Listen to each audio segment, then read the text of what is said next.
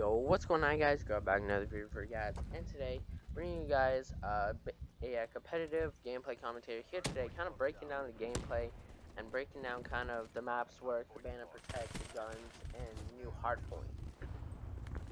So first off, we're gonna start with the guns. Now the guns in this game are very balanced. In competitive, there's only two classes being used during hardpoint and search. It's like the snipers and things like that. But in hardpoint, there's only assault rifles and submachine guns played, unless you're playing scrubs and they pull out a freaking PO6 with whatever the hell that sight is. I don't know, makes it the like iron sight basically.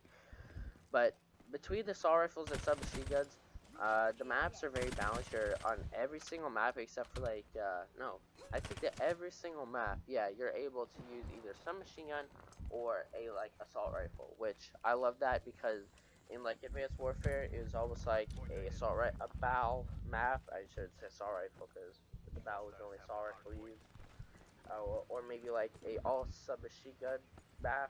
You know what I'm talking about? Like Detroit was a submachine gun map. What other maps? Retreat was kind of a mix of both. You're able to use both a submachine gun plus an assault rifle. In this game, you're able to use every single assault rifle or every single SMG. They're all good. But there's always a top 3 or 2 assault rifles or top 3 or 2 submachine guns. And the top 3, I'd say, assault rifles would be the M8A7, the Man of War, and the like XR2. Those are the top 3. I think that plus the Shiva, but that gets banned almost every match because that thing's ridiculously stupidly good. With the submachine guns, it's the VMP, Vesper, and the Pharaoh. Those 2 guns are clear winners. The Kuda's okay. The Weevil's not bad. The Razorback's okay, you know. But it's really about the VMP and the Pharaoh. And as in this gameplay, as you guys are watching, I'm using the Vesper, which tears them up. I personally think that it's the best SMG, like out of all of them in Black Ops 3. A lot of people would say the VMP. The VMP is very good. Pharaoh's amazing. But I just say that the Vesper is the best by a bit, but not too much, because I think that up close the Vesper is a lot better than the VMP. Even at like medium range or so, like if you have grip and extended mag, you can tear 3 people down so quick. With the VMP, the fire rate's a bit slower, and I just find that it's not as powerful as the Vesper. I find that the Vesper is better. The Pharaoh, you almost need rapid fire on it, which I think's banned now, but I'm not exactly sure. But those are basically the guns. They work on every single map, which I really like. Now getting into the maps. Now the maps for competitive, at least hardpoint that I know, are Breach, Fringe, Hunted, and I think that there's one more that I can't remember, but I think that there's 4, and the one that you guys are watching right now is Hunted. It was in the game during the beta. It was Hunted, then I forgot what that other one was. It was kind of like the run downtown and everything like that. There's Stronghold, and there's another one that I can't remember. But the maps play very good. Like I did say before, you can use like any type of class on them, assault rifle or some machine gun, which I really like. So there's a big mixture, variety during the game, which I really like. The maps, they play very well. There's 3 lanes like always, except in Call of Duty Ghosts, there's just like freaking open map, big ass map. You know, it's pretty crazy. But in this game, it's very good. You know, lanes are split very nice. It's perfect size for hardpoint, for competitive.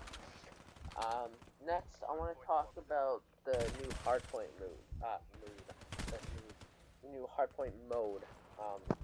It's the same thing. It's still up to 250, but this time it's a 5-minute, 5-minute time limit.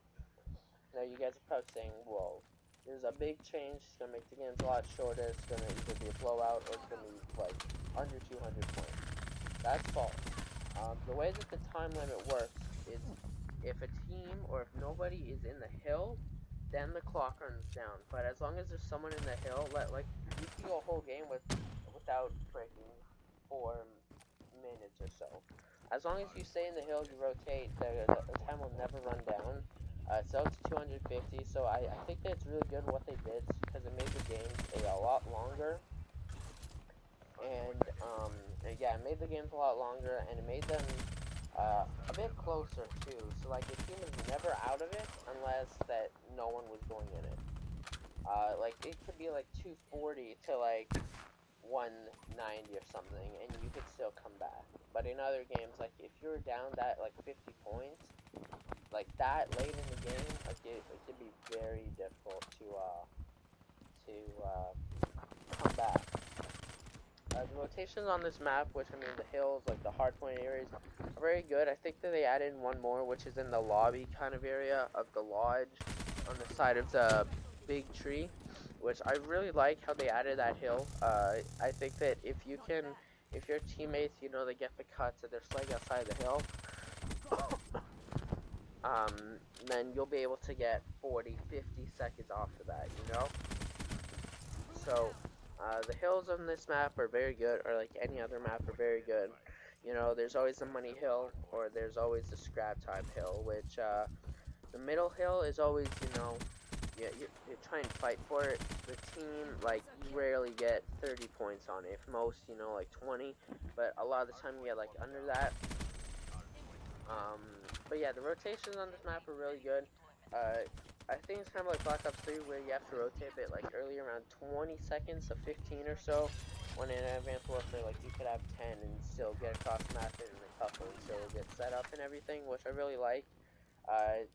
It brings another level of strategy of where to rotate, when to rotate, and where to set up, which I really like. It's been like that like in Advanced Warfare 2, but I just think that Advanced Warfare you can just get across the map way too fast and set up way too quick. Next, I want to talk about the specialists for the last topic until the end of the video. Specialists in this game are very good. It plays into competitive perfectly. You know, there's always the ones where it's competitive, but it's not competitive, like Reaper Scythe. That's amazing. That's competitive. The Seraph Annihilator, that's competitive. Vision Pulse, I think that's banned, but that was competitive, at least it was. And like, there's a few other ones that, or the Tempest or the Glitch or whatever, and those, are very good. They play into competitive very well. Like, you have to use your specialist very strategic. If you don't, then you're just gonna waste it, and it could cause your team to game literally. Like, if you get your sight, you put out at the wrong time or something, you die. Like, you'd be able to get four to, like you could kill their team twice with that thing. Like, you just spray down like an alley or something, and you'd be able to just clear them out and get a bunch of time. So it adds a lot of strategy to the game, which I really like, because in Advanced Warfare you run around and shoot people. That's really it. But in this game, it's very strategic wise, which I really like. But I think that that's coming to the end of the video, guys. There's 2 minutes left or so. But like, if you did enjoy it, please leave a like, favorite, comment, and subscribe. Follow me on Twitter. That will be down in the description below. I'm gonna let you guys watch the rest of the gameplay, see my final score, get like a 3-piece at the end or something. And as always, guys, this is Grabble. I'll see you guys later. Peace.